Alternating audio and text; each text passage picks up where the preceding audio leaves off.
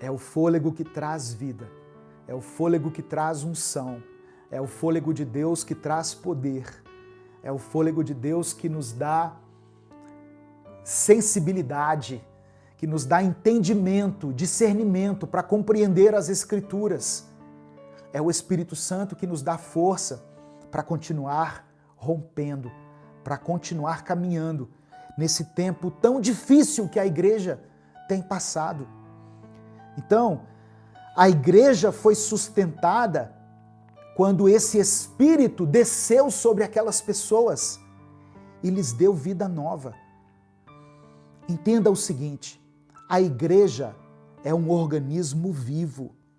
A igreja de Jesus é um organismo vivo, que ganhou vida quando o Espírito de Deus a visitou pela primeira vez. É claro que com o passar do tempo, a igreja também se viu obrigada a se tornar uma instituição, como é hoje, né? Com CNPJ, com um registro oficial diante da lei. Só que se esse registro institucional dividiu a igreja em várias denominações, em vários segmentos diferentes, aqui no relato de Atos, nós vemos uma igreja única, uma igreja recebendo um único Espírito, o Espírito Santo, e sendo revestida de poder. Para quê, pastor? Para fazer a diferença naquela época, para que o nome de Jesus se tornasse conhecido, para que ela expressasse o amor de Deus, o poder de Deus. Então, esse é o fato mais evidente aqui no livro de Atos e o mais essencial para a nossa própria definição e para a nossa percepção como igreja. Eu e você somos a igreja de Jesus. Talvez nesse momento dividida, segmentada, dividida de vários lados, atacada, sem uma coerência na sua voz profética. Muitas pessoas têm sido questionadas, mas nós continuamos sendo igreja. Continuamos sendo igreja. Ah, e ela vai cair, pastor? Ela vai deixar de existir? Eu quero ler com você Mateus capítulo 16, versículos 18 e 19. E eu quero dizer, antes que eu faça essa leitura, eu quero dizer para você o seguinte. O mesmo Deus que instituiu a família, o mesmo Deus que uniu Adão e Eva e pediu que eles se multiplicassem, o Deus que criou a família é o Deus que criou a igreja. Então, a família está respaldada pela mão de Deus. Podem fazer o que for, podem atacar da maneira que for, a família permanece.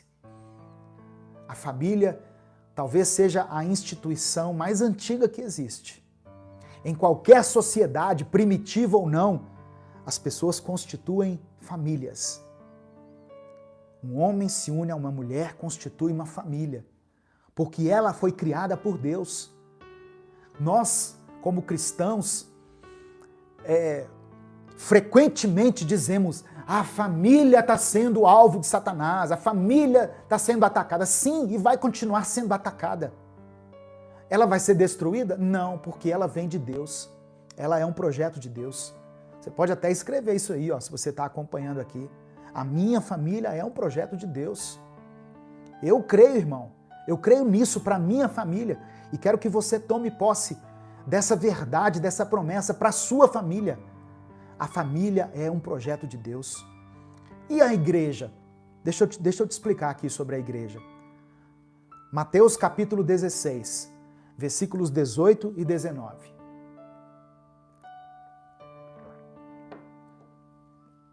É uma conversa de Jesus com Pedro. Isso, tem gente escrevendo aí, a minha família é um projeto de Deus. Várias pessoas escrevendo aqui no Instagram, no YouTube, no Facebook. Olha o que Jesus disse para Pedro. Eu lhe digo que você é Pedro, e sobre esta pedra edificarei a minha igreja, e as portas do inferno não prevalecerão contra ela. Eu vou ler de novo agora explicando. Jesus estava frente a frente com Pedro. E ele aponta para Pedro e diz: eu digo que você é Pedro. Você é uma pedrinha. Você é pequeno, Pedro. Você é uma pedra pequena. Mas sobre esta rocha, e aí Jesus está falando de si mesmo, eu edificarei a minha igreja, e as portas do inferno não prevalecerão contra ela. As portas do Hades não poderão vencê-la. Meu irmão, minha irmã, eu quero que você receba essa verdade, essa promessa no seu coração. A igreja sempre foi perseguida, sempre foi atacada, continuará sendo perseguida ao longo da sua existência, mas ela nunca deixará de existir e de prevalecer, porque ela está edificada não sobre o homem, como algumas religiões acreditam que Pedro é o pai da igreja. Não, Jesus estava falando dele mesmo. Você é pequenininho, você é fraco, você vacila de vez em quando, você fala uns negócios que não tem nada a ver, Pedro. Mas fique tranquilo, porque eu estou edificando uma igreja sobre mim mesmo. Eu estou construindo uma igreja sobre a rocha. E as portas do inferno não vão prevalecer contra ela. Amém? Você está aí ansioso por causa da política, por causa de qual será o próximo governo, vai destruir a igreja, vai atacar a igreja. Olha, igreja ser perseguida é um sinal da volta de Jesus. Igreja ser perseguida é uma evidência bíblica. Não pense que a igreja vai passar longe de ser perseguida, que a igreja vai estar andando junto com o governo. Não. Isso é um mau sinal. Quando a igreja começa a andar junto com o governo, é um mau sinal. Jesus nunca orientou a sua igreja para caminhar junto com governos. Eu quero deixar claro isso aqui. Você é pequeno, Pedro, você é fraco, Satanás vai tentar peneirar você, mas fique tranquilo, a minha igreja está sendo edificada sobre a rocha. Eu estou lendo a Bíblia aqui junto com você, tá? Mateus capítulo 16, versículo 18. Continuando agora o texto inicial de Atos capítulo 2. Por que eu peguei esse texto como base? Porque ele mostra o princípio da igreja. Ele mostra a igreja primitiva sendo formada. Ele mostra a igreja sendo concebida ali pelo Espírito Santo, se é que eu posso usar essa palavra. Atos capítulo 2, agora eu passo para o versículo 5. Diz assim, olha: estavam morando ali em Jerusalém judeus religiosos, vindos de todas as nações do mundo. A festa de Pentecostes atraía a atenção de pessoas de vários países. E eles iam ali para Jerusalém para ver a festa, para celebrar essa festa. E estavam ali judeus religiosos vindos de todas as nações do mundo. Tinha gente de vários lugares do mundo. Verso 6. Quando ouviram aquele barulho que eu falei aqui, de um vento forte e impetuoso, uma multidão deles se ajuntou e todos ficaram muito admirados, porque cada um podia entender na sua própria língua o que os seguidores de Jesus estavam dizendo. Presta atenção, a igreja foi batizada com o Espírito Santo. Cada um recebeu línguas como se fossem de fogo. e eles começaram a falar em outras línguas. Mas pessoas vindas de vários países diferentes começaram a ouvir a sua própria língua. Mas peraí, eu sou de outro país, como é que aqui tem um cara que fala a minha língua?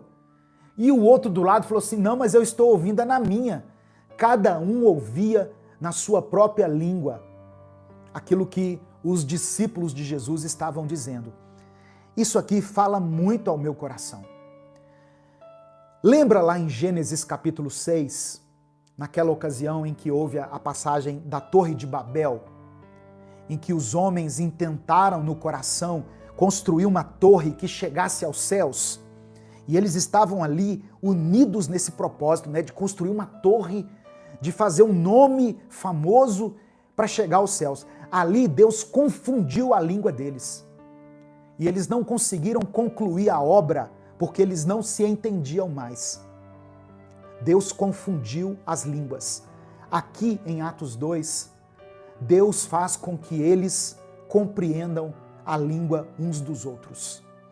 Deus, através do Espírito Santo, faz com que pessoas vindas de vários lugares entendam a si mesmo, entendam ao próximo. A si mesmo não, entendam ao próximo.